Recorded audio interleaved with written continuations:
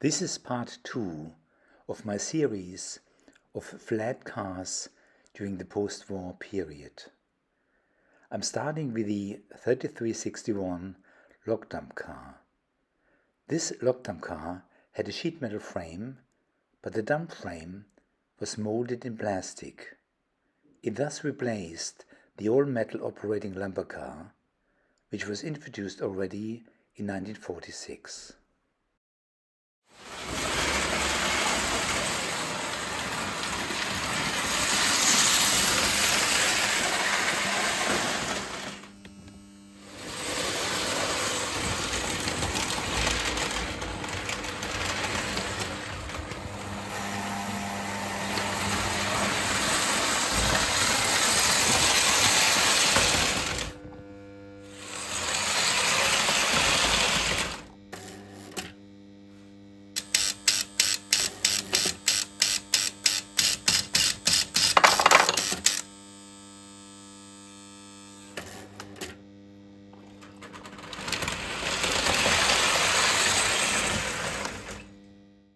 Similar as the 3361 log dump car, this flat car was also a cheaper version of a previous car, the 6511.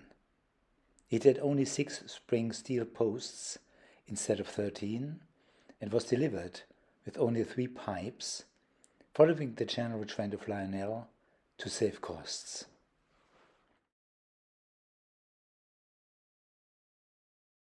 The 6467 was only produced in 1956 and was delivered without any load, but had 4 spring steel posts to hold something.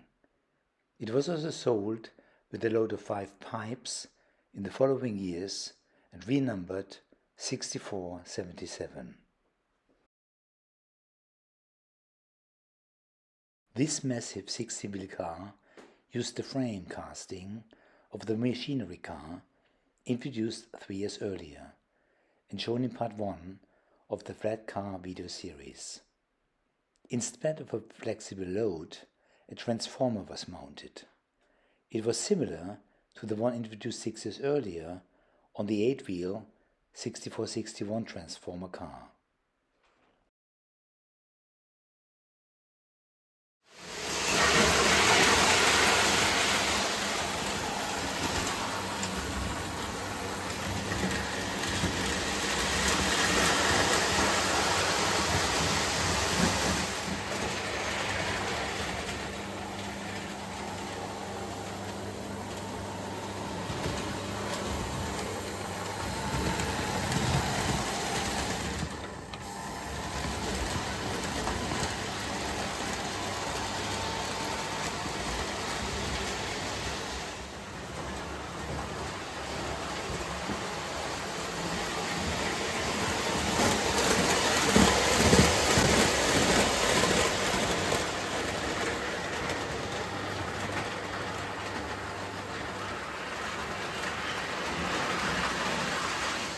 This Searchlight car had a removable light which was connected by a cable rolled up on a drum.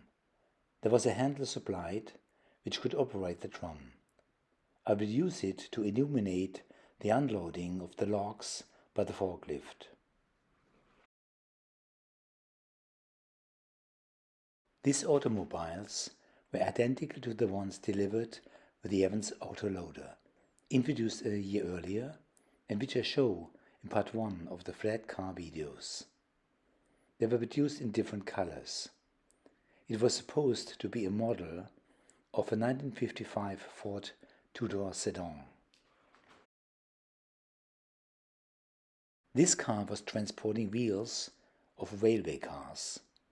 It was originally delivered with 6 wheels, as shown here in the catalogue, yet it had provisions for 8 sets of wheels, and I've added 2 more to complete it. This special lumber car was offered as a set with a 264 forklift platform. It was also sold separately for 2 years, equipped with spring steel posts. They had to be removed when being used with the forklift.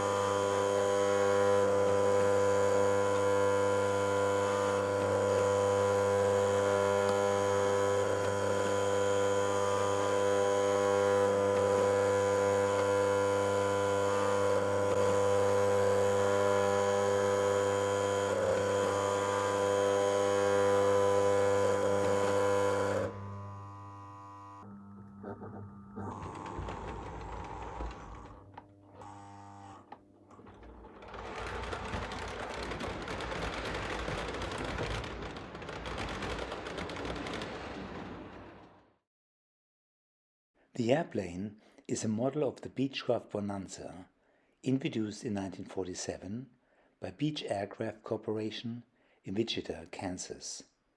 The six-seater, single-engine aircraft is still produced by Beechcraft and has been in continuous production longer than any other aircraft in history. This car carries a small pleasure boat with an inboard motor. The boat was delivered in different colors: a white hull and a brown deck, a yellow hull and a white deck, and as shown here with a blue hull and a white deck. This variant was the final version, sold in 1960.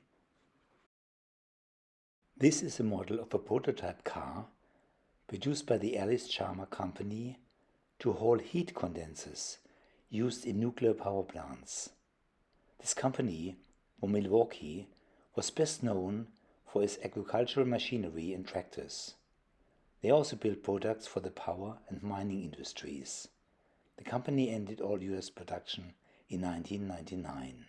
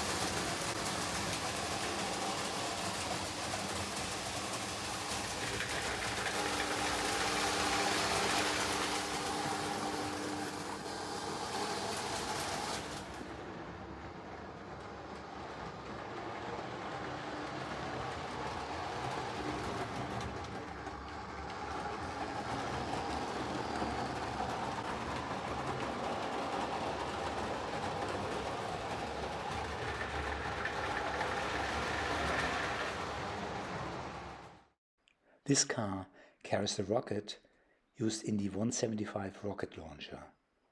The rocket has a foam rubber pad to cushion the impact. It was attached with a metal ring, which also serves to attach the magnet of the crane of the launcher. The launcher is operated by a countdown control panel.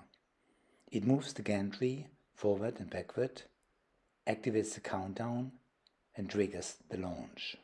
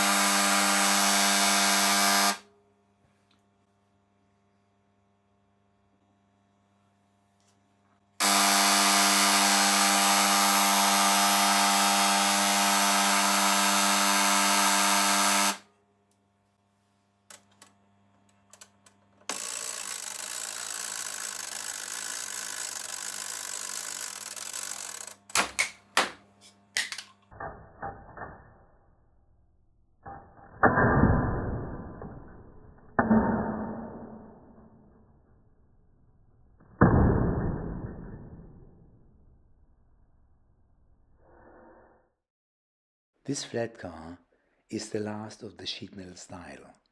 The load is a truck which was produced by the Pyroplastics Company in Union Township, New Jersey. This company offered a wide range of toys, including cars, aircraft, military vehicles, and animal figures such as dinosaurs. This boom car can move the boom and the hook up and down. The hook is missing on my car.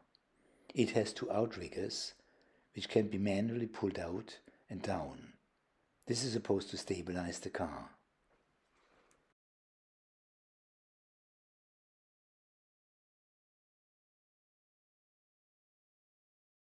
This flat car has two rails mounted on top.